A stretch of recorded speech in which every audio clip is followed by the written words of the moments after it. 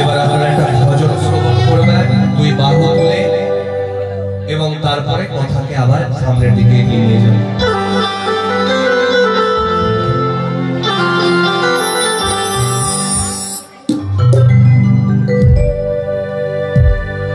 शाम मोरे आजा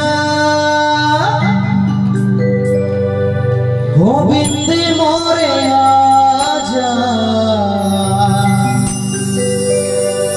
भक्तों के राजा সবাই দুই বাহু তুলে शाम मोरे आजा बोलिए नंदे लाल की जय।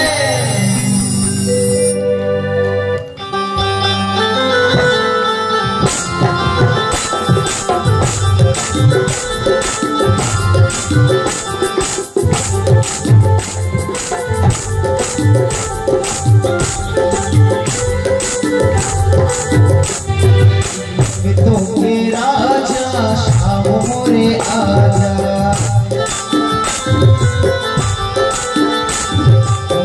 तो के राजा शाम मोरे आजा शाम मोरे आजा गोविंद मोरे आजा दर्शन की आजा शाम मोरे आजा तो के राजा शाम मोरे आजा।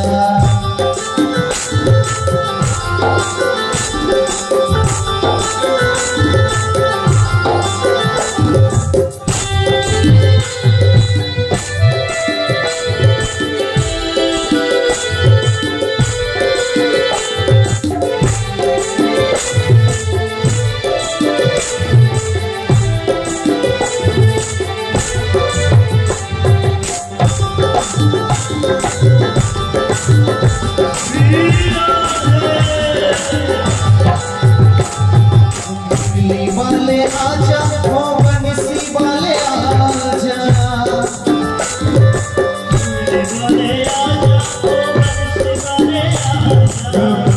वाले आजा बंसी वाले आजा बिजली बजा जा शाम मोरे आजा भक्तों के राजा शाम मोरे आजा शाम मोरे आजा गोविंद मोरे आजा दर्शन दिखा जा शाम मोरे आजा भक्तों के राजा शाम मोरे आजा।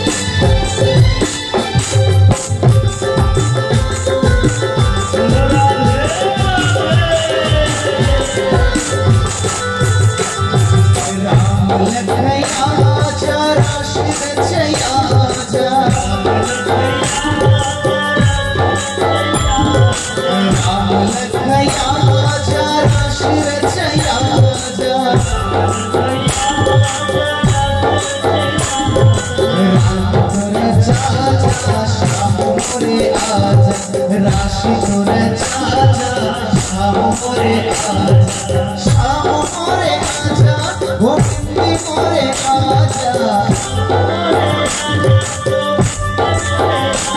दर्शन दिखा जा शाम मोरे आजा भक्तों के राजा शाम मोरे आजा।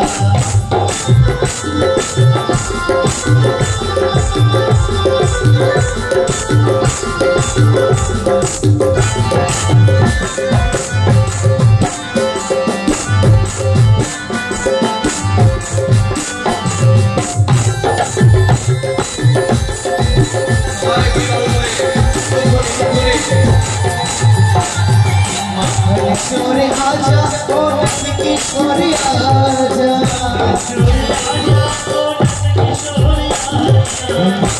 छोरे आजा ओ की छोरे आजा आजा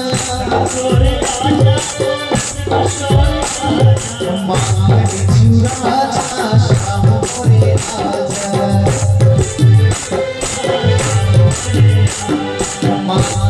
রাজা শ্যাম করে আজা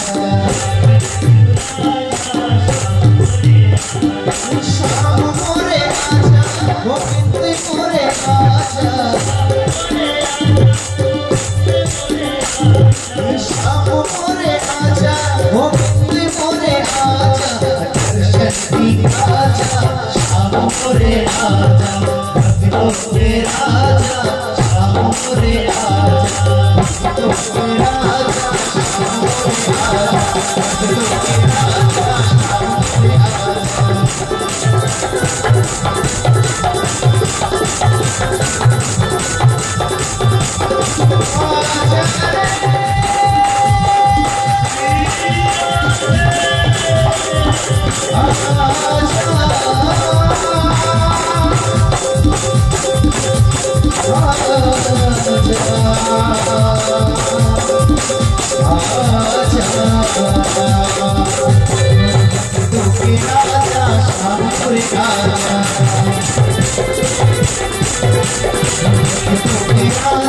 শ্যাম করে আজা ভক্ত করে আজা শ্যাম করে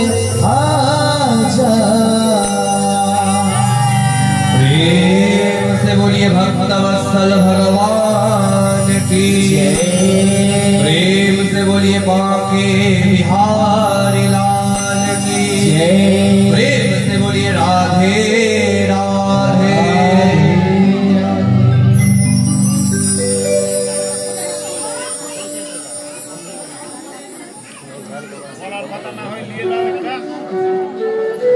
श्री राधे अपना জপ সম্পর্কে শ্রবণ করলেন, কি করে জপ করতে হয়, মালা জপ কি করে করতে হয় আপনারা শ্রবণ করলেন।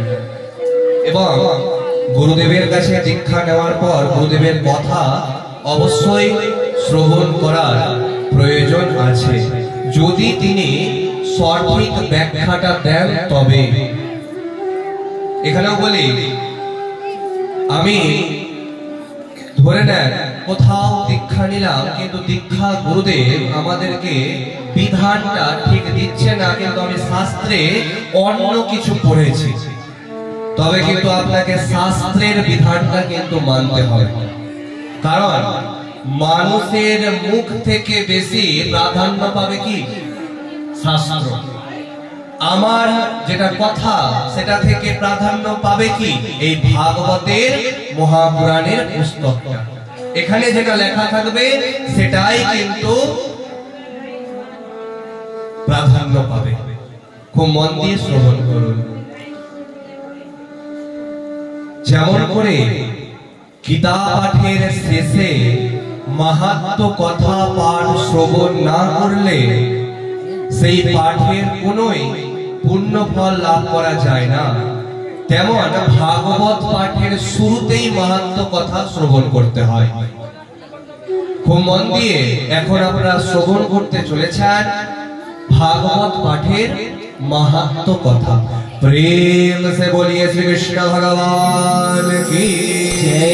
प्रेम से बोलिए बांके बिहारी लाल की जय। प्रेम से बोलिए राधे राधे। पुराकाले तुंगभद्रा नदी तीरे एक नगर छिलो, যেখানে আত্মদেব নামের এক সদাচারী ব্রাহ্মণ বাস করতেন। সদাচারী অর্থাৎ একটা ব্রাহ্মণ মশাইয়ের ৬টা কর্ম আছে প্রধান। ব্রাহ্মণস্য সাধর্ম পঠনম পাঠনম যজনম याजनम দানম প্রতিগৃহস্যতি।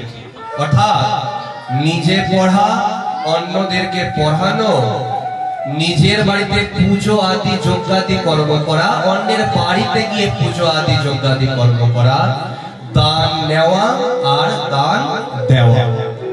এই ৬টা কর্ম হচ্ছে একটা ব্রাহ্মণ মশাই। অনেকে প্রশ্ন করেন যে ব্রাহ্মণ ব্যক্তি রেখে কি অন্য কেউ পূজা করার জন্য অধিকারী নন? খুব মন দিয়ে শুনবেন কথাগুলো।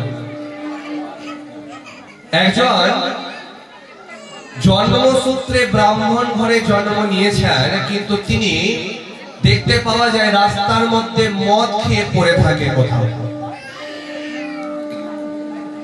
তার কাছেও কি গিয়ে আমাকে পুজো করাতে হবে?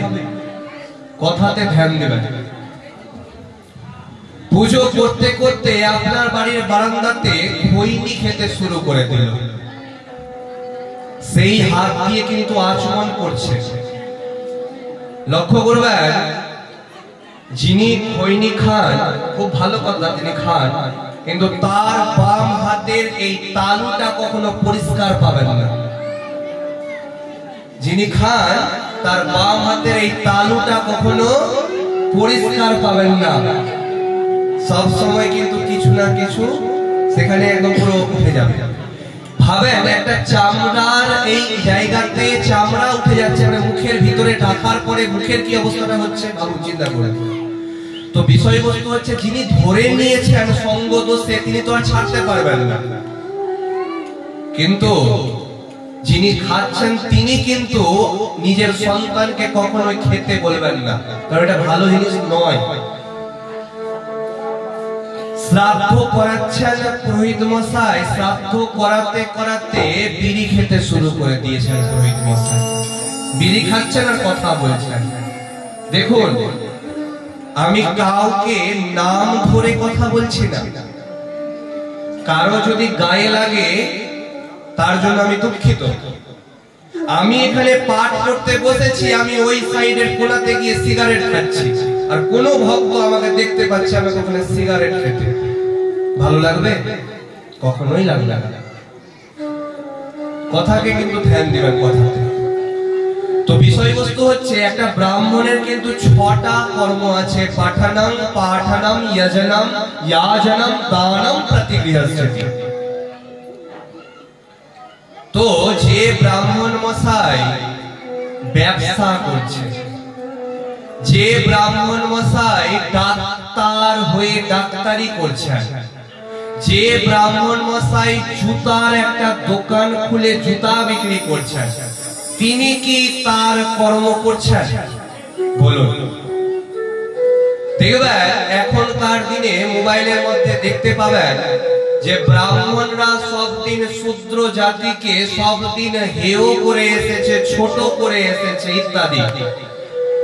ভগবানের সন্তানই কিন্তু ব্রাহ্মণ, ক্ষত্রিয়, বৈশ্য, শূদ্র। যিনি সংস্কৃত নিয়ে পড়াশোনা করেছেন তার মধ্যে পুরুষ সূক্ত পড়েছেন। আমার বন্ধু করণ এখানে আছে, সেও সংস্কৃতে এমএ পাস করেছে। তো যারা সংস্কৃত নিয়ে পড়াশোনা করেছে তারা কিন্তু জানে যে সেখানে বলা হচ্ছে ব্রাহ্মণ্যো अस्या मुखमासीत बाहु राजन्न कृतः उरु तदस्य यद वैश्यः पादाभ्यम गुणसूत्र अजायते। অর্থাৎ একটা বিরাট পুরুষের মুখ থেকে ব্রাহ্মণের সৃষ্টি, আর বাহু থেকে ক্ষত্রিয়ের সৃষ্টি, উরু থেকে বৈশ্যের সৃষ্টি, পা থেকে শূদ্রের সৃষ্টি। ওই জন্য অনেকে ভাবেন পা থেকে যেহেতু শূদ্রের সৃষ্টি সেহেতু শূদ্র ছোট। কিন্তু লক্ষ্য করবেন আমরা প্রণাম কোথায় করে থাকি? মাথাতে না পায়ে? কে যেন বললো মাথাতে প্রণাম করে থাকি, পায়ে তো করে থাকি। তবে যারা বলে পাটা হচ্ছে সব থেকে ছোট, তবে পাটা তার কেটে ভগবান বাদ দিয়ে দিক তার পরের জন্ম থেকে, তবে সে বুঝবে যে পায়ের কতটা মূল্য আছে। এই সামনে শিবরাত্রি গেল, খবরের মধ্যে হয়তো দেখেছেন 130টা পরিবারকে শিব মন্দিরে উঠতে দেওয়া হয়নি। কেন? সে হয়তো অন্য দলিত সম্প্রদায় থেকে হয়তো বিলং করছিলেন। দলিত বলে কোনো সম্প্রদায় নাই আমাদের সনাতন ধর্মে, কিন্তু বিভিন্ন গ্রামের মধ্যে খ্রিস্টানরা, অন্যান্য ধর্মের লোকেরা গানের মধ্যে মন্ত্র পড়ে পড়ে খারাপ কথা বলতে বলতে বলতে বলতে তাকে অন্য ধর্মের মধ্যে কনভার্ট করে নিচ্ছে।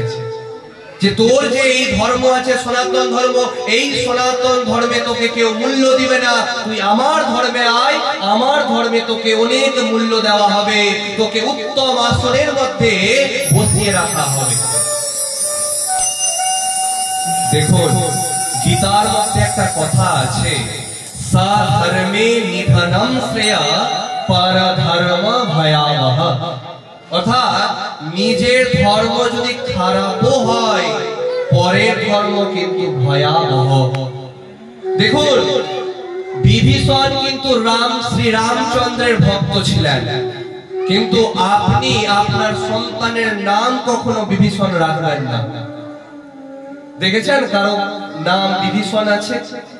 বিভীষণকে কি বলা হয়?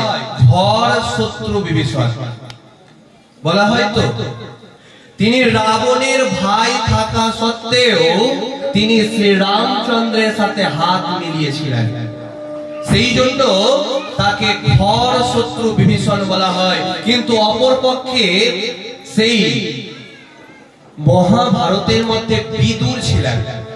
মহাভারতে কে ছিলেন? বিদুর। তিনি পাণ্ডব পক্ষকে খুব ভালোবাসতেন, কিন্তু যুদ্ধ ক্ষেত্রে তিনি কিন্তু পাণ্ডবের দিক থেকে যুদ্ধ করেননি।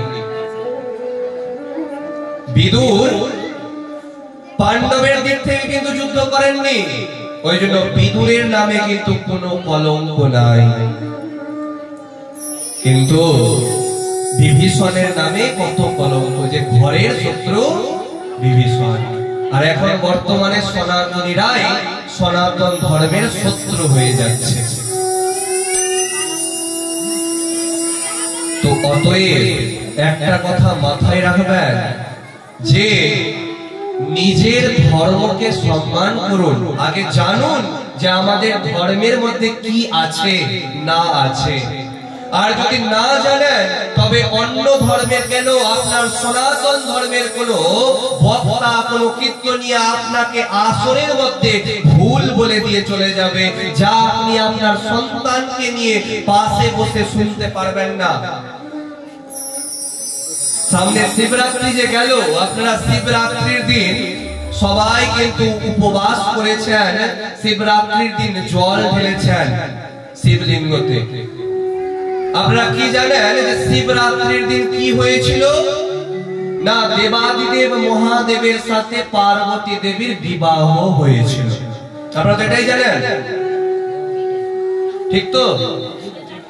যে শিবরাত্রির দিন দেবাদিদেব মহাদেবের সাথে পার্বতী দেবীর বিবাহ হয়েছিল, এটাই তো জানেন।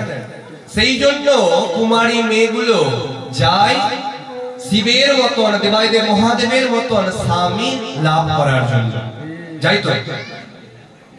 কিন্তু শিবরাত্রির দিন দেবাদিদেব মহাদেবের বিবাহ হয়নি। শিবরাত্রির দিন দেবাদিদেব মহাদেবের বিবাহ হয়নি। দেবাদিদেব মহাদেবের বিবাহ হয়েছিল অগ্রহায়ণ মাসে রোহিণী নক্ষত্রে সোমবারের দিন। তবে আমরা শিবরাত্রি কেন পালন করি? আমরা তো সবাই শিবরাত্রি পালন করি, কারণ অন্য আছে। খুব মন দিয়ে শুনবেন, কারণটা কিন্তু খুব মন দিয়ে শুনবেন। যে শিবলিঙ্গতে যে আমরা পুজো করি, অনেকে এতই খারাপ খারাপ বৃত্তান্ত বলে, এই বৃত্তান্ততে যা আপনি আপনার সন্তানকে পাশে বসিয়ে শ্রবণ করতে পারবেন না। অন্য ধর্মের মানুষ আপনাকে এসে বলল, তোরা তো শিবলিঙ্গের পুজো করিস, কিন্তু শিবলিঙ্গ শব্দের অর্থ হচ্ছে ভগবান শিবের ধ্যান মগ্ন প্রতীক চিহ্ন। ভগবান ধ্যানরত অবস্থাতে সেই প্রতীক চিহ্ন হচ্ছে শিবলিঙ্গ। একবার ব্রহ্মা এবং বিষ্ণু ভগবানের মধ্যে বিবাদ হয়েছিল। খুব মন দিয়ে শুনবেন যে এই ভাগবত অনুসারে বিষ্ণু ভগবান থেকেই সবার কিন্তু সৃষ্টি হয়েছে। কার মত অনুসারে? এই ভাগবত মহাপুরাণ অনুসারে। বিষ্ণু ভগবান তার যোগ নিদ্রায় শায়িত ছিলেন, তার নাভি থেকে একটা পদ্ম ফুলের জন্ম হয়, সেই পদ্ম ফুলের পাপড়ি থেকে ব্রহ্মার জন্ম হয়, এবং ব্রহ্মার ভ্রু থেকে, কি থেকে? ভ্রু থেকে দেবাদিদেব মহাদেবের জন্ম হয়। ওই জন্য যদি বলা হয় দেবাদিদেব মহাদেবের বাবাকে ব্রহ্মা ভগবান, ব্রহ্মা ভগবানের বাবাকে বিষ্ণু ভগবান, আবার বিষ্ণু ভগবানের বাবাকে দেবাদিদেব মহাদেব। কেউ কারো বাবা নয়। ওই জন্য ত্রিদেব আছে, ব্রহ্মা, বিষ্ণু এবং মহেশ্বর। আমরা যে ওম উচ্চারণ করি যে কোনো মন্ত্রের শুরুতে, ওই ওমের মধ্যেই তিনটা ভগবান কিন্তু বর্ণিত আছে, অ, উ আর ম, ব্রহ্মা, বিষ্ণু এবং মহেশ্বর। খুব মন দিয়ে শুনবেন।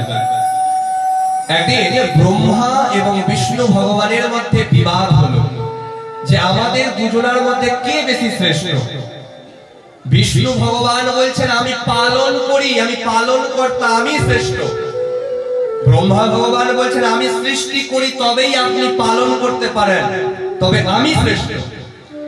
তখন দেবাদিদেব মহাদেব তাদের দুজনার যাতে কোনো বিবাদ না হয় সেই জন্য তাদের মাঝখানে একটা অগ্নি স্তম্ভ আকারে প্রকট হলেন এবং বললেন আমার উচ্চতা আর আমার গভীরতা যিনি মাপতে পারবেন তিনি সব থেকে বড়। খুব মন দিয়ে শুনবেন। একদিকে ব্রহ্মা ভগবান গেলেন, একদিকে বিষ্ণু ভগবান গেলেন। আমি উচ্চতা মাপবো, আপনি গভীরতা মাপবো। তারা যখন দুজনায় ফিরে এলেন তখন দেবাদিদেব মহাদেব জিজ্ঞাসা করছেন, আচ্ছা বিষ্ণু ভগবান তুমি কি পেয়েছো আমার গভীরতা? বিষ্ণু ভগবান বললেন পাইনি। আর ব্রহ্মা ভগবান বললেন যখন জিততে তো হবে, আমাকে তো বড় হতে হবে, মিথ্যাটাই বলে দিই, হ্যাঁ পেয়েছি। সেই জন্য দেবাদিদেব মহাদেব বললেন জগৎ সংসারে তোমার কোনোদিনও পুজো হবে না। লক্ষ্য করবেন যে ব্রহ্মা ভগবানের কোথাও মূর্তি উঠিয়ে কিন্তু পুজো করা হয় না, হয় কি? কিন্তু বিষ্ণু ভগবানকে বললেন জগতে তুমি সব থেকে বড় ভগবান রূপে জানা যাবে। ওই জন্য ভগবানের মধ্যে কিন্তু বড় কিন্তু নারায়ণ ভগবানই।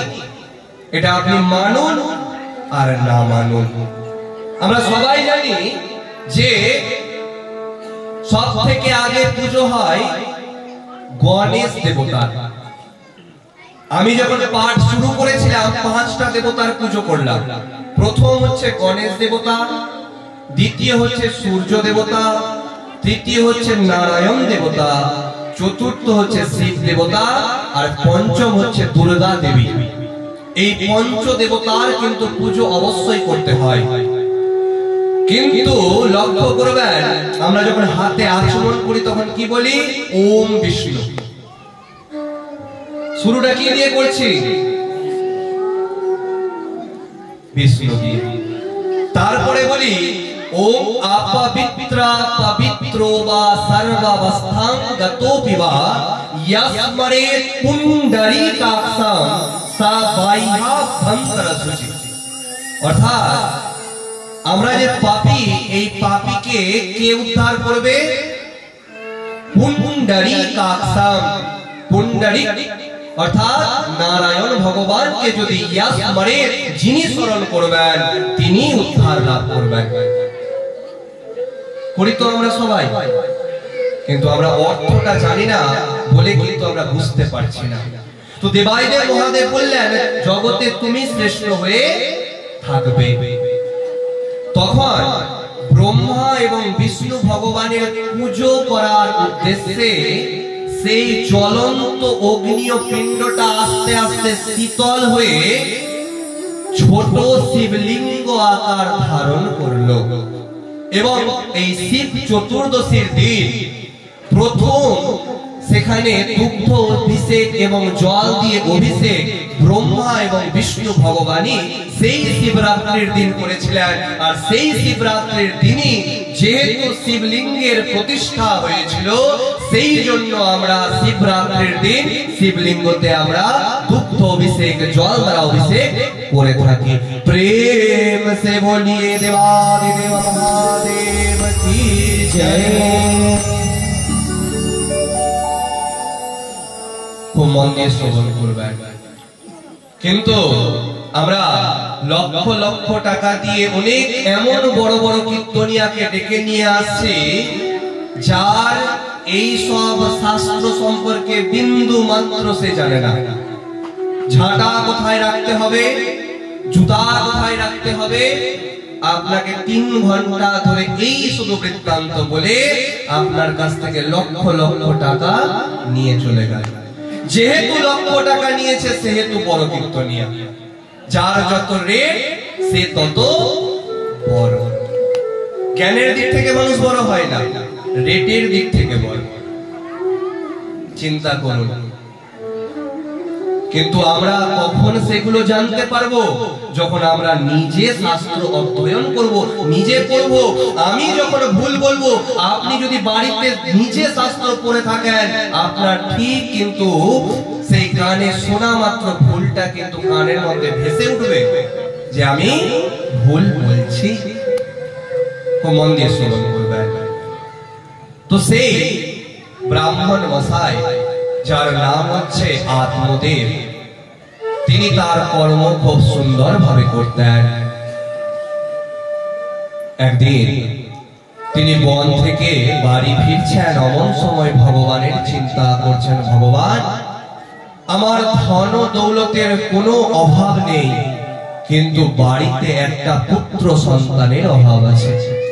হে ভগবান, আপনি কৃপা করে আমাকে একটা পুত্র সন্তান প্রদান করুন। তার পুত্রের নাম ছিল ধুন্ধুলি দেবী। এই ধুন্ধুলি দেবী যেখানেই বসতেন সেখানে সবার নামে শুধু নিন্দা আর চর্চা করতেন। দেখবেন সমাজে এমন অনেক মানুষ থাকে যাদের মুখ দিয়ে শুধু লোকের নিন্দাই বের হয়, কারো সুনাম কিন্তু বের হবে না।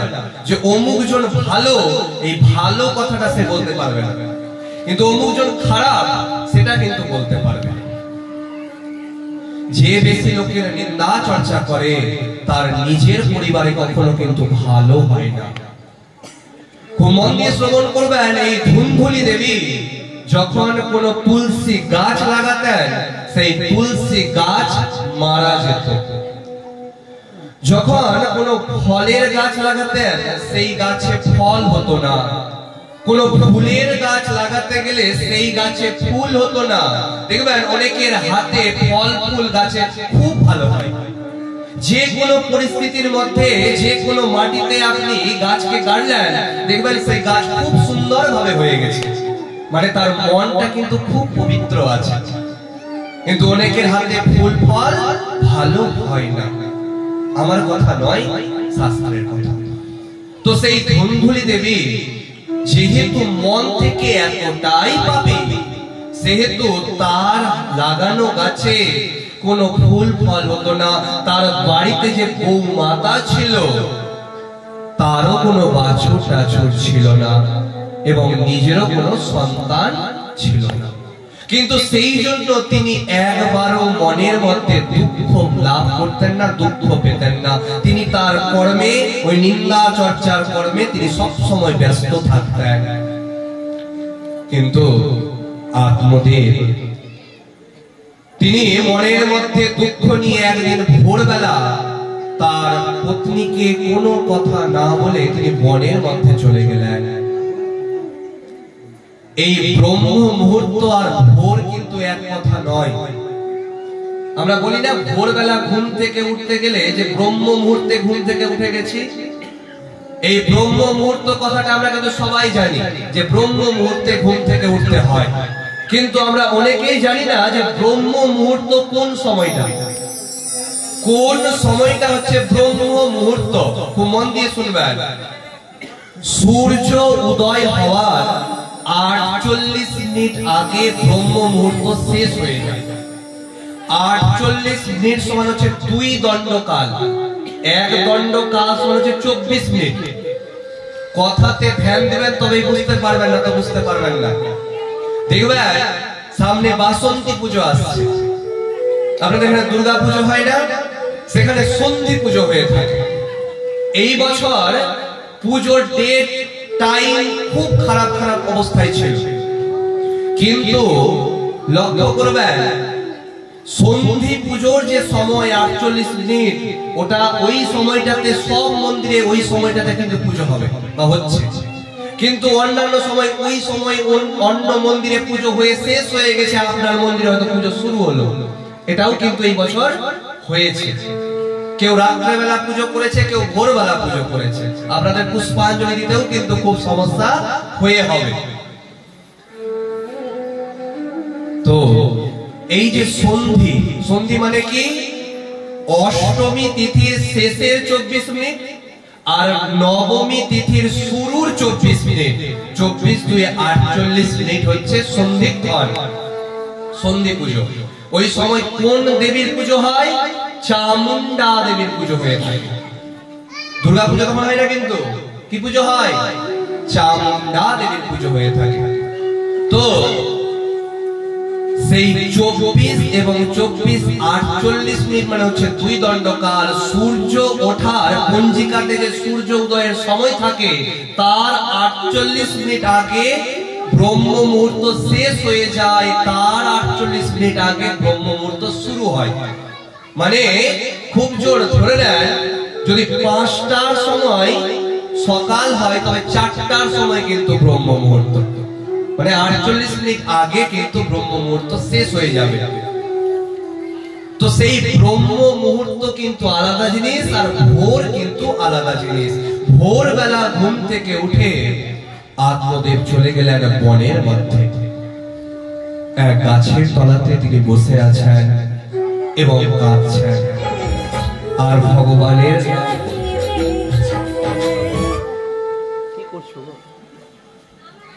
খুব মন দিয়ে শ্রবণ করবেন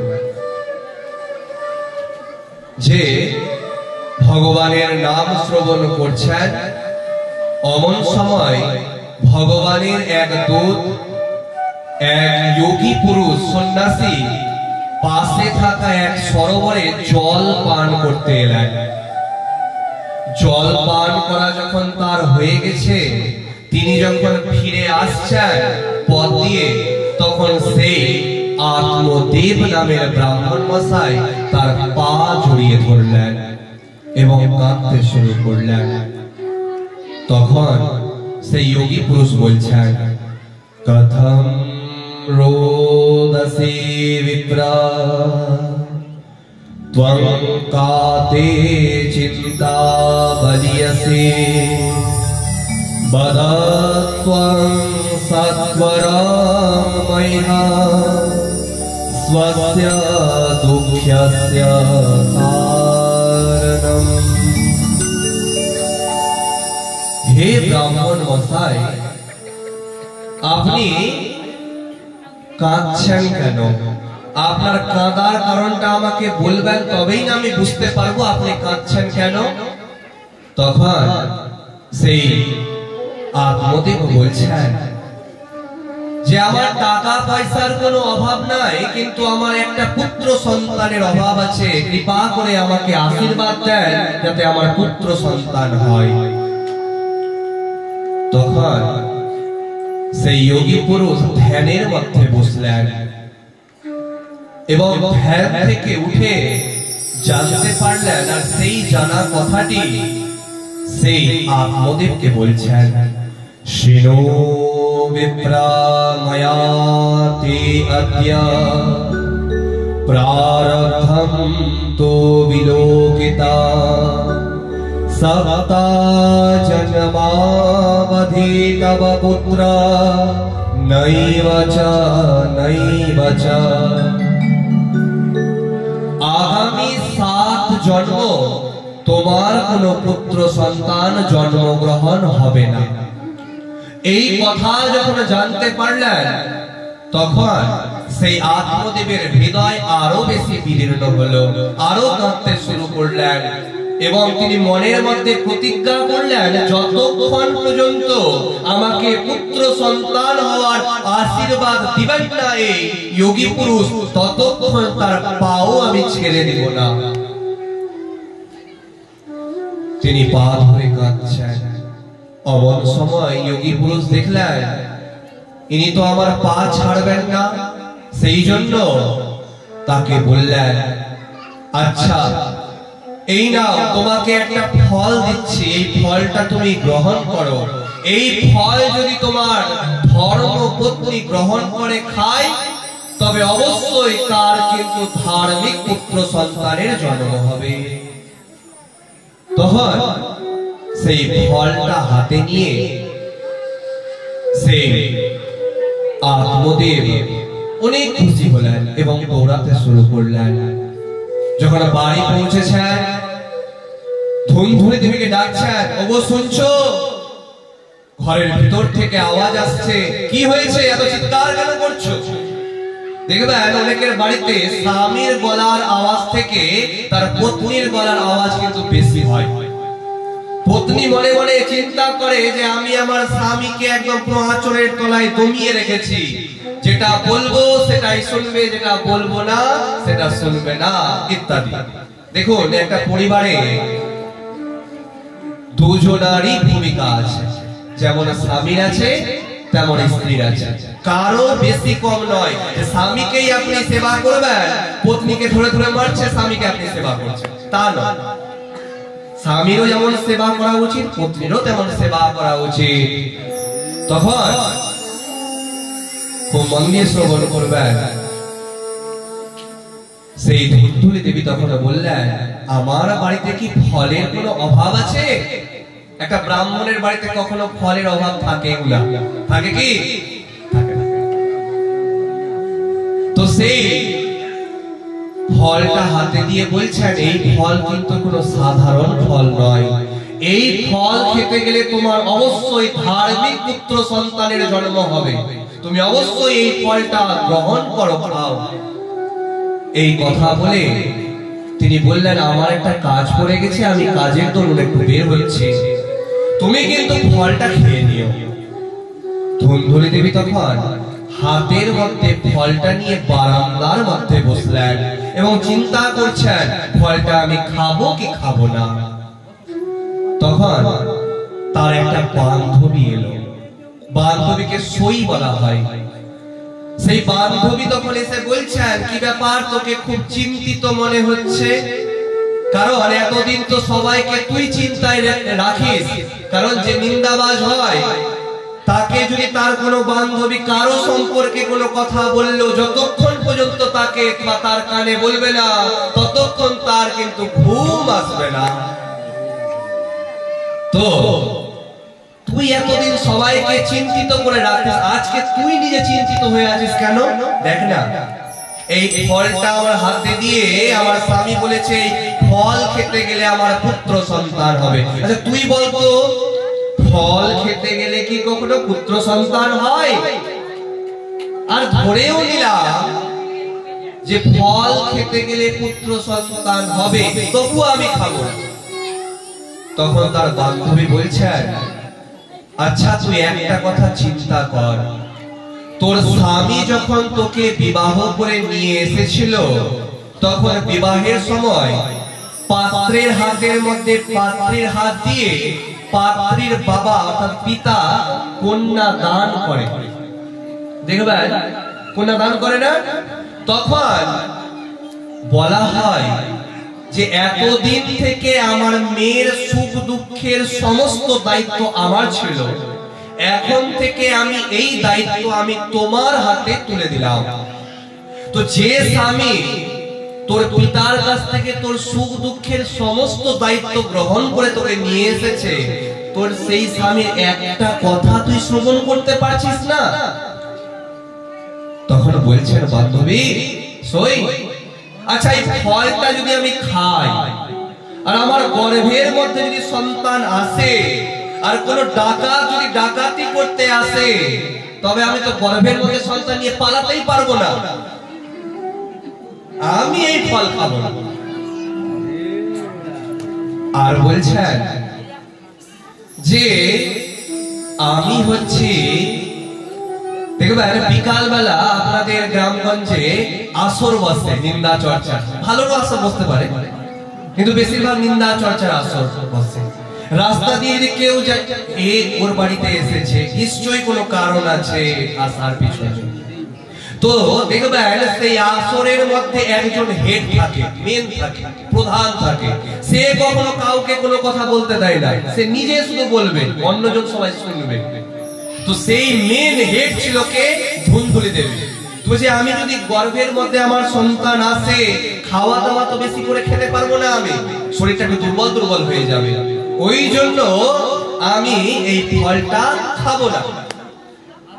আর বলছেন যদি সুখদেবের মতন 16 বছর গর্ভের মধ্যে থেকে যায় আমার গর্ভে সন্তান, তবে কিন্তু খুব খারাপ অবস্থা হয়ে যাবে আমার, সেই জন্য আমি এই ফল গ্রহণ করব না। তার বান্ধবী সেখান থেকে চলে গেলেন, কিন্তু ফল গ্রহণ করাতে পারলেন না। কিছুক্ষণ পর তার বোন এসেছে।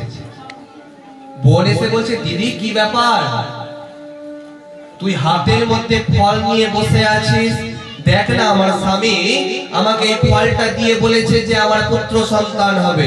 আচ্ছা তুই বলতো, ফল খেতে গেলে কি কখনো পুত্র সন্তান হয়? তুই পাগল হয়েছিস? তুই এক কাজ কর, আমার অনেকগুলো সন্তান আছে, আর কিছুদিন পরেই আমার একটা সন্তান জন্মগ্রহণ করবে, তুই কিছু টাকা পয়সা আমার স্বামীকে দিয়ে দিস, আমি এই সন্তানকে তোকে দিয়ে দিব।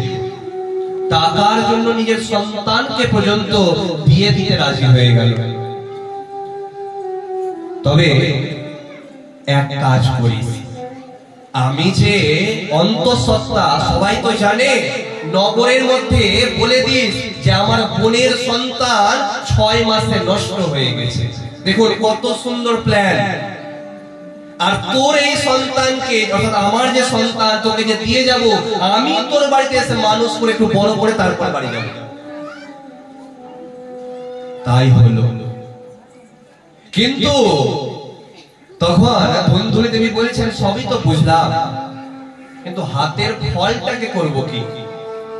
এক কাজ কর, তোদের বাড়িতে তো গৌ মাতা আছে, গরু, তারও কোনো বাছুর টাছুর হয় না, তুই এক কাজ কর, ওই ফলটাকে ওই গরুকে খাইয়ে দে।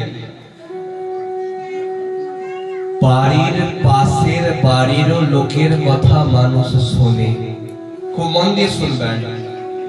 বাড়িতে নববিবাহিতা বউ কারো বাড়িতে এসেছে, সে নিজের শাশুড়ির কাছে কোনো কথা জানবে না, ওই পাশের বাড়ির লোকের কাছে জানতে যাবে যে আমি অমুক দিন একাদশীটা করব, অমুক দিন ডেটে করবো না, তার পরের দিন করব।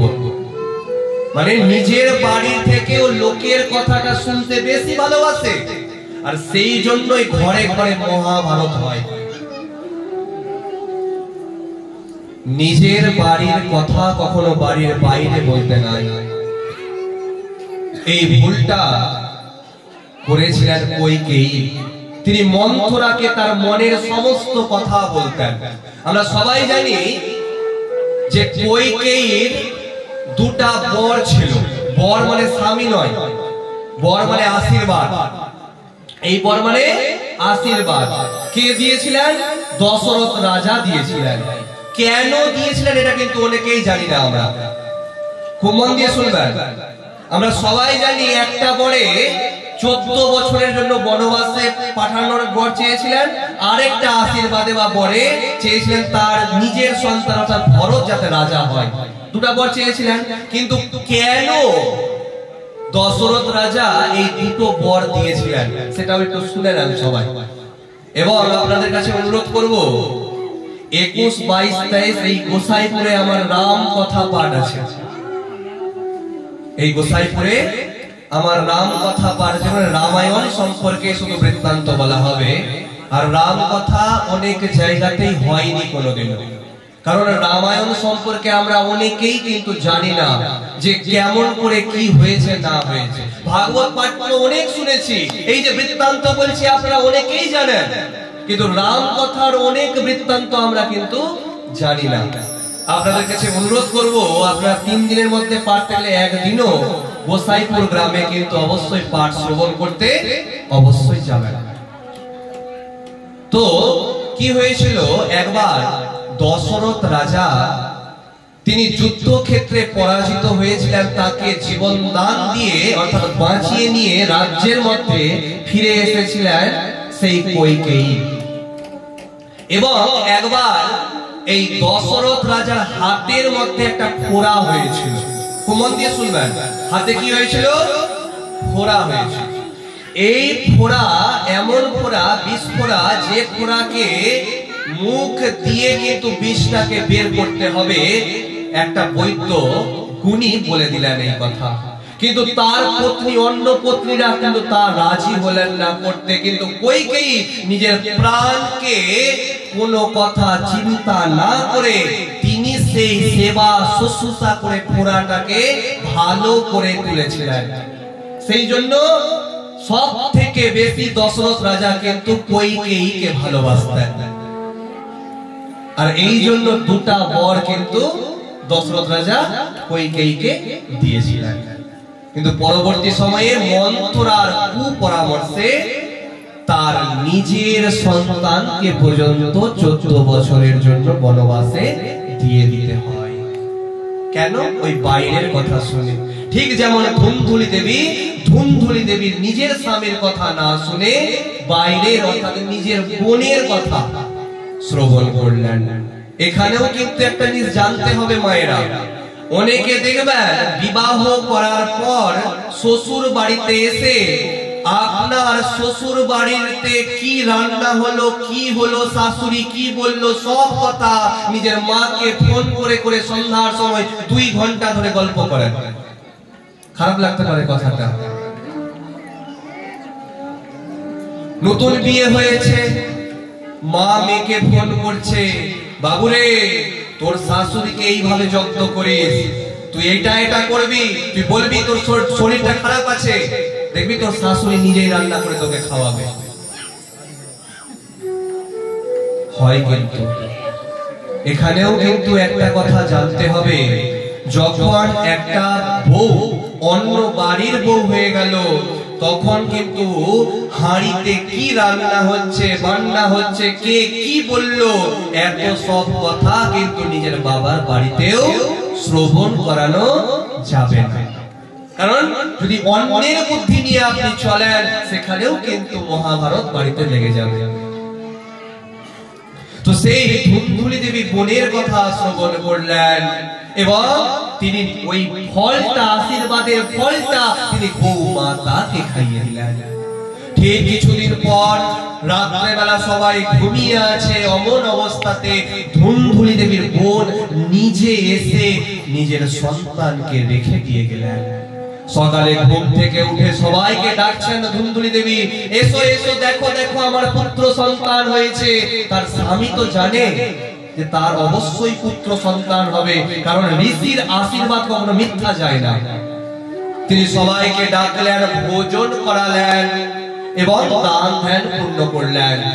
ঠিক 3 মাস পর সেই গৌ মাতার অর্থাৎ গরুর গর্ভ থেকেও একটা পুত্র সন্তানের জন্ম হলো, যার কান ছিল গরুর মতন আর দেহ ছিল মানুষের মতন। সেই জন্য তার নাম হলো গোকর্ণ। অনেকে বলে থাকে যে গরুর কান থেকে জন্ম হয়েছিল, ভুল কথা। যারা বলে থাকে যে গরুর কান থেকে জন্ম হয়েছিল, ভুল কথা। তার গর্ভ থেকেই জন্ম হয়েছিল, নাম হলো কি গোকর্ণ, কারণ কান ছিল গরুর মতো। সেই জন্য এদিকে ধুন্ধুলি দেবী বলছেন যে আমি আমার সন্তানের নাম নিজের নাম অনুসারে রাখবো। তখন নিজের নাম অনুসারে তার সন্তানের নাম রাখলেন ধুন্ধুকারী। একদিকে গোকর্ণ বড় হচ্ছেন, আর একদিকে ধুন্ধুকারী বড় হচ্ছেন। কিয়াত কালেনা তৌ জাতৌ তারুণৌ তনয়া বুভৌ গোকর্ণঃ পণ্ডিতো জ্ঞানী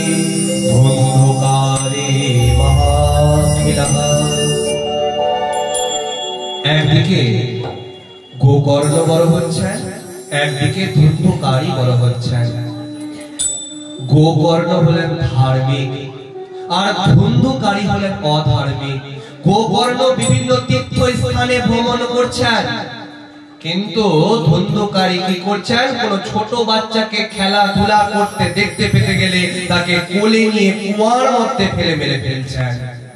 কোন খড়ের চাল দেওয়া যদি বাড়ি দেখছেন, রাত্রে বেলা গিয়ে আগুন ধরিয়ে বাড়ির সবাইকে পুড়িয়ে মেরে ফেলছেন। এমন খারাপ পরিস্থিতি। সেই জন্য নিজের সন্তানকে বয়সের ঠিক উপযুক্ত বয়সের মধ্যে আপনি কিন্তু শাসন করুন। খুব মন দিয়ে শুনবেন, শাস্ত্রের মধ্যে বলা হচ্ছে লালয়েত পঞ্চবর্ষাণি দশবর্ষাণি চ তারয়ে প্রাপ্তে ষোড়শে বর্ষে পুত্র মিত্রবৎ আচরে।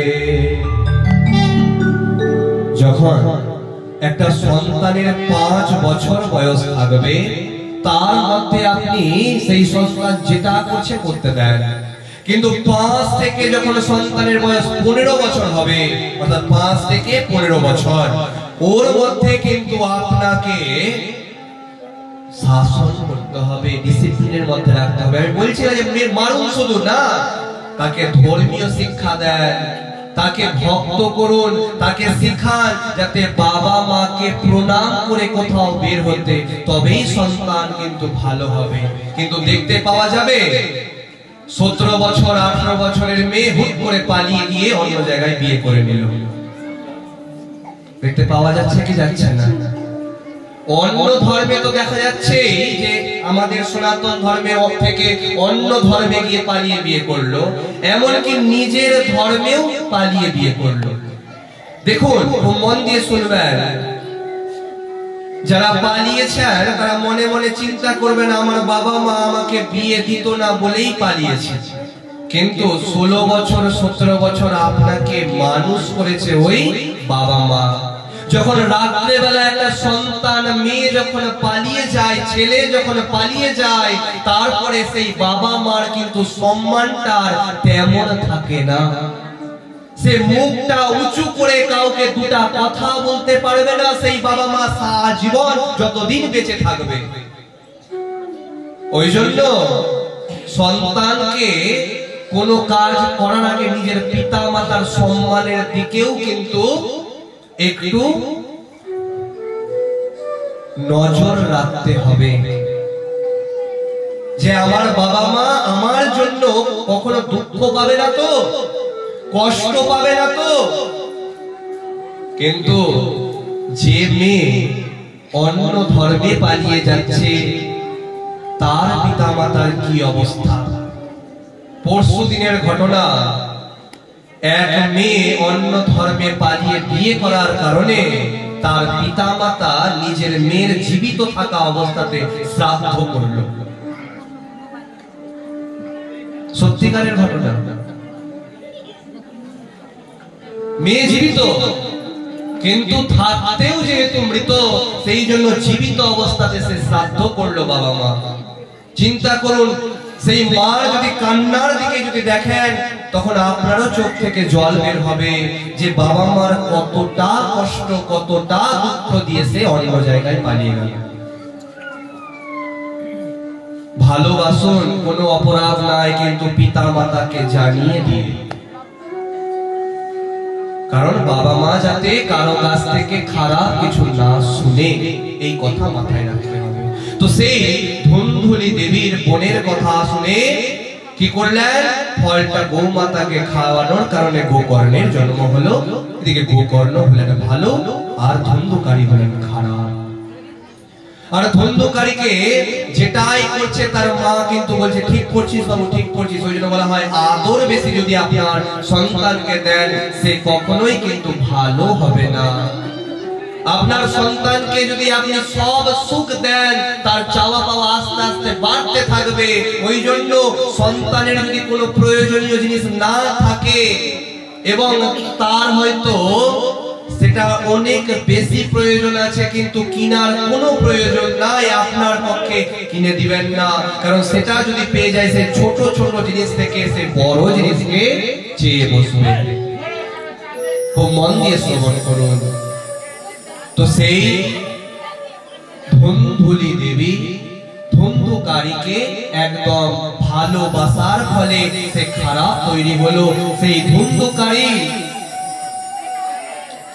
এমন খারাপ হলো যে জুয়া থেকে শুরু করে খারাপ মদ্যপান থেকে শুরু করে সবকিছু শুরু করলো। সেই জন্য ভিটা মাটি পর্যন্ত তাকে বিক্রি করতে হলো। এক সন্তান যদি ভালো হয়, সেই সন্তান করবে বাবা মাকে সেই খারাপ ঘর থেকে নিয়ে ভালো ঘরে নিয়ে যাবে। আর সন্তান যদি খারাপ হয়, তবে যে বাড়িটাও আছে বাবা মার, সেই বাড়িটাও পর্যন্ত বিক্রি করে বাবা মাকে পথের মধ্যে নিয়ে আসবে।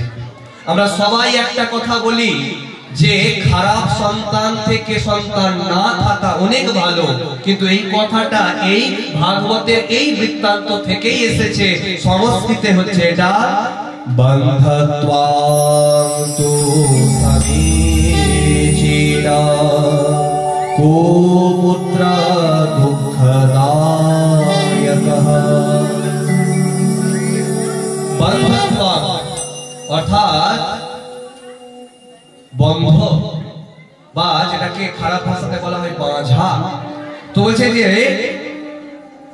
এটা অনেক ভালো, সমীচীনা মানে খুব ভালো, কিন্তু কুপুত্র অর্থাৎ খারাপ পুত্র দুঃখদায়কঃ অর্থাৎ দুঃখদায়ক। এটা কথা কে বললেন? আত্মদেব বললেন যে আমি এত সন্তান সন্তান করতাম, কিন্তু আমারই বাড়িতে খারাপ সন্তান হলো। সেই সন্তানকে ভিটা মাটি পর্যন্ত বিক্রি করাচ্ছে। সেই জন্য আমি আর এই সংসারে থাকবো না। তিনি চলে গেলেন, সন্ন্যাস ধর্ম গ্রহণ করলেন। বাড়িতে তার মা আছে, অর্থাৎ তার পত্নী ধুন্ধুলি দেবী আছে।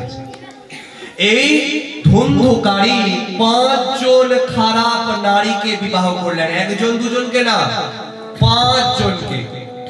বাড়িতে বিয়ে করে আসার পর তার শাশুড়ি মা অর্থাৎ ধুন্ধুলি দেবীকে এমন ভয় দেখালেন, সেই ধুন্ধুলি দেবী কুয়ার মধ্যে লাফ দিয়ে আত্মহত্যা করলেন।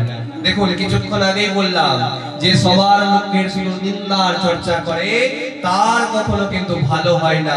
ভালো কি হলো? তাকে আত্মহত্যা করতে হলো।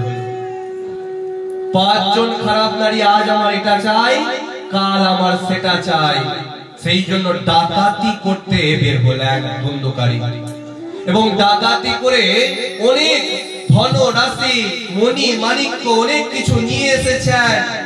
তার 5 জন পত্নী মনে মনে চিন্তা করছেন, সকাল হতেই হয়তো রাজা আসবে আর সমস্ত ধন সম্পত্তি নিয়ে যাবে, সাথে করে আমাদের স্বামীকেও নিয়ে যাবে। আমরা এক কাজ করব, এই রাতে আমাদের স্বামীকে আমরা মেরে ফেলবো, আর সমস্ত ধনরাশি আমরা মাঝে মাঝে আমাদের মাঝেই ভাগাভাগি করে আমরা পালিয়ে যাব। চিন্তা করুন, যার জন্য এত চুরি ডাকাতি করলো, সেই পত্নীগুলোই তাকে মারার কথা চিন্তা করলো। যেমন চিন্তা তেমন ভাবনা, তেমনই কার্য। রাত্রেবেলা যখন ঘুমিয়ে আছে, তখন 5 জন পত্নী মিলে তাকে গলার মধ্যে দড়ির ফাঁস দিয়ে মারার চেষ্টা করলেন। তাতে কিন্তু মরল না। পাশে ছিল জ্বলন্ত অগ্নিয় কাষ্ঠ, কাষ্ঠ মানে কাঠ, জ্বলন্ত কাঠটা মুখের মধ্যে পুরে তাকে মেরে ফেললেন, এবং পাশে থাকা একটা গর্তের মধ্যে ফেলে দিয়ে মাটি চাপা দিয়ে দিলেন। তিনি প্রেত যোনি প্রাপ্ত হলেন। ওই সময় গয়াতে ছিলেন গোকর্ণ। গোকর্ণ যখন শুনতে পেলেন যে ধুন্ধুকারী মারা গেছে, গয়াতে গিয়ে শ্রাদ্ধ করলেন, তবুও কিন্তু তার আত্মার শান্তি হলো না। কেন হলো না? এর কারণ হচ্ছে, আমরা লক্ষ্য করবেন যাদের বাড়িতে শ্রাদ্ধ হয়েছে এবং দেখেছেন আপনারা, দেখবেন আমরা 3 পুরুষের সাথে মিলন করাই, পিতা, তার পিতা, তার পিতা। এবার ধুন্ধুকারীর পিতা কিন্তু আত্মদেব ছিল না, ধুন্ধুকারী তো ধুন্ধুরি দেবীর সন্তানই ছিল না, কার সন্তান ছিল? তার বোনের সন্তান ছিল।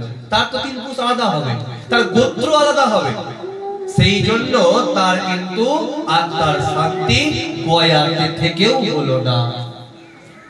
এবার সেই গোকর্ণ মহারাজ বাড়ি এসেছেন, শয়ন করেছেন, বিভিন্ন রূপ ধারণ করে ধুন্ধুকারীর আত্মা তাকে ভয় দেখাচ্ছেন।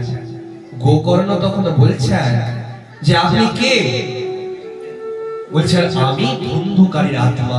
আমি যেহেতু প্রেত যোনি প্রাপ্ত হয়েছি, সেহেতু আমি কিন্তু খুব নরক যন্ত্রণা ভোগ করছি। দেখবেন শ্রাদ্ধ বাসরে অনেকে গরু দান করে। কি দান করে? গরু দান করে। কেন করে?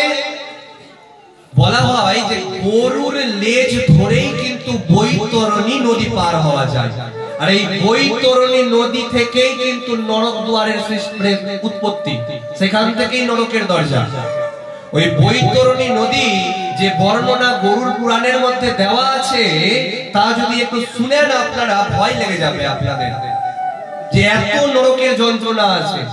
আমরা বেঁচে থাকতে যতটা কষ্ট পাচ্ছি, নরকে যদি যায় কেউ অত্যধিক কষ্ট। তো সেই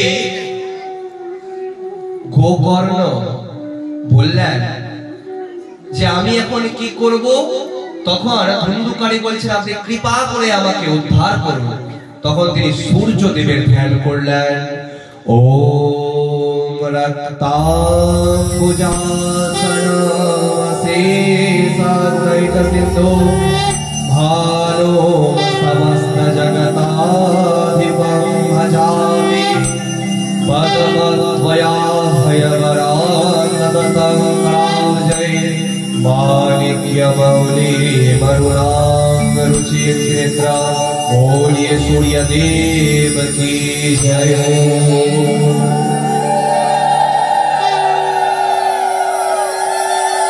তখন সূর্যদেব এসে উপস্থিত হলেন এবং সূর্যদেব বললেন শ্রীমদ্ ভাগবতান মুক্তিঃ সপ্তাহং বাচনম কুরু। অর্থাৎ 7 দিন ধরে যদি ভাগবত পাঠ শ্রবণ করানো যায় সেই ধুন্ধুকারীর আত্মাকে, তবে কিন্তু তার উদ্ধার হবে। কিন্তু 7 দিন ধরে পাঠ শ্রবণ করাতে হবে। এই কথা শ্রবণ করে গঙ্গা নদী তীরে 7 দিন ভাগবত পাঠের আয়োজন করা হলো। অনেক ভক্তরা এসে উপস্থিত হলেন পাঠ শ্রবণ করতে, সাথে সেই ধুন্ধুকারীর আত্মাও এসে উপস্থিত হলেন। কিন্তু বায়ুর এতটা প্রবাহ যে ধুন্ধুকারীর আত্মা সেখানে থাকতে পারছে না। পাশে ছিল একটা বাঁশ পোতা, সেই বাঁশের মধ্যে 7টা পোর ছিল। পোর মানে হচ্ছে গাঁট। একটা ফুটো দিয়ে সেই ধুন্ধুকারীর আত্মা ওই বাঁশের মধ্যে প্রবেশ করলেন। একদিন পাঠ হচ্ছে, এক একটা পোর গুলো ফেটে ফেটে যাচ্ছে। 7 দিন পাঠ হলো, বাঁশ চৌচির হলো, ভিতর থেকে ধুন্ধুকারীর আত্মা বের হলেন। আর বৈকুণ্ঠ থেকে একটাই মাত্র পুষ্প রথ এলো, শুধুমাত্র ধুন্ধুকারীর আত্মার জন্য। আর সামনে থাকা ভক্তদের জন্য কারোর জন্য কিন্তু পুষ্প রথ এলো না। সেই পুষ্প রথে করে তিনি বৈকুণ্ঠ ধাম গমন করলেন, কিন্তু সামনে থাকা সেই ভক্তদের জন্য গোকর্ণ মহারাজের হলো চিন্তা। দেখুন, আপনাদের এই গোলাসীগঞ্জ গ্রামে আমি ভাগবত পাঠ করার জন্য ভগবানের কৃপাতে একদিনের আসর পেয়েছি। এবার এই আসরের মধ্যে অনেকে আছেন এমন যে ঘুমাচ্ছেন, অনেকে এমন আছেন যে কথা বলছেন, তারা কিন্তু মন দিয়ে শুনছেন না। কিন্তু যারা মন দিয়ে শুনছেন তারা কিন্তু মনটা অন্য জায়গায় দিতে পারবেন না। তো সামনে থাকা যেগুলো ভক্ত ছিল তারা কেউই কিন্তু মন দিয়ে পাঠ শ্রবণ করেননি। পাঠ শুরুর পূর্বেই আমি বলেছি শ্রোতার 3টা ভাগ আছে। 1 নম্বর হচ্ছে শ্রোতা, যে নিজেও শুনে না, অন্য কাউকে শ্রবণ করতে দেয় না। শ্রোতা, যে ঘুমিয়ে থাকে।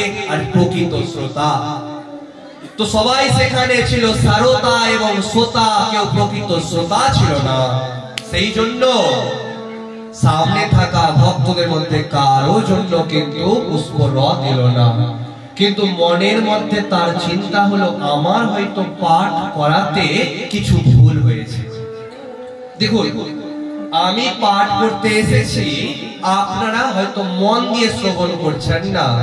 আমি চলে যাওয়ার পরে অনেকেই হয়তো নিন্দা চর্চা শুরু করলেন, হ্যাঁ আজকে পাঠ হলো, কিছু বুঝতেই পারলাম না। সামনাসামনি হয় না এসব জিনিস, পিছনে পিছনে হয়। বুঝবেন তখনই যখন মন দিয়ে শ্রবণ করবেন। সেই সামনে থাকা ভক্তরা কেউ মন দিয়ে শ্রবণ করলেন না, সেই জন্য গোকর্ণ মহারাজের খুব দুঃখ হলো যে আমার পাঠ কি ভালো হয়নি, আমি কি পাঠ শ্রবণ করাতে আমার সামনে থাকা ভক্তদেরকে পারিনি। সেই জন্য নারায়ণ ভগবানকে স্মরণ করলেন। নমস্তে বিশ্বরূপায় শঙ্খ চক্রধরায় চ পদ্মনাভায় দেবায় ঋষিকাপতये নমঃ। নমানন্তাস্বরূপায়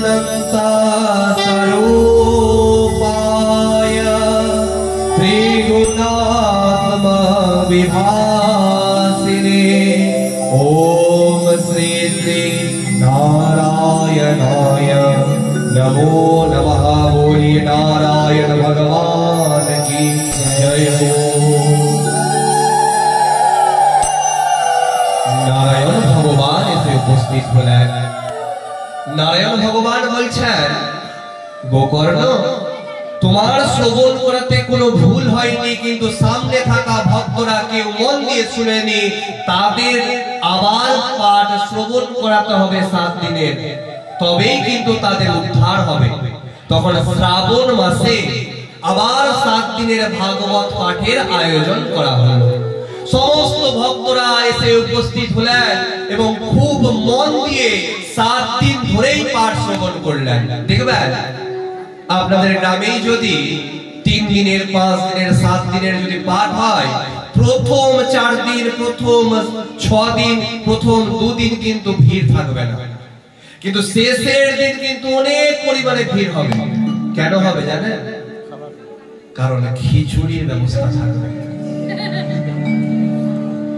দেখবেন সেই দিন চরম ভিড় হবে। কেন? বাড়িতে রান্না করতে হবে না, যাবো পাঠও শুনে নিব, আর দিলখোশ তো পাওয়া যাবে, ওই দিলখোশকে নিয়ে সুন্দর করে খেয়ে দিয়ে বাড়ি চলে আসবো। দেখবেন সেই দিন কিন্তু শেষের দিন চরম বেশি ভিড় হয় সব জায়গায়। 5 দিনের পাঠ করাবেন, শেষের দিন দেখবেন সব থেকে বেশি ভিড়। 7 দিনের পাঠ করাবেন, দেখবেন শেষের দিন সব থেকে বেশি ভিড়। কেন? যে সেই দিন খিচুড়ি প্রসাদের কিন্তু ব্যবস্থা আছে। ভিড় একদম টুটে পড়েছে, লোক একদম। কেউ কিন্তু অরিজিনাল ভক্ত না, সবাই কিন্তু খিচুড়ি খাওয়া ভক্ত। কথাটা একটু খারাপ লাগতে পারে, এটাই কিন্তু বাস্তব।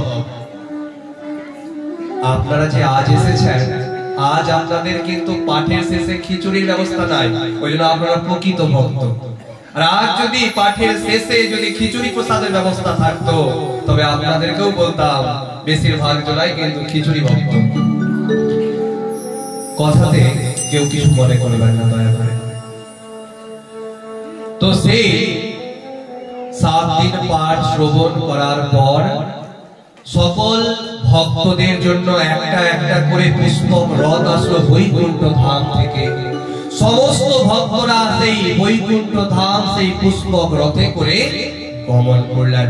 প্রেম সে বলিয়ে বৈকুণ্ঠ ধাম কি জয়, प्रेम से बोलिए बाके बिहारी लाल की।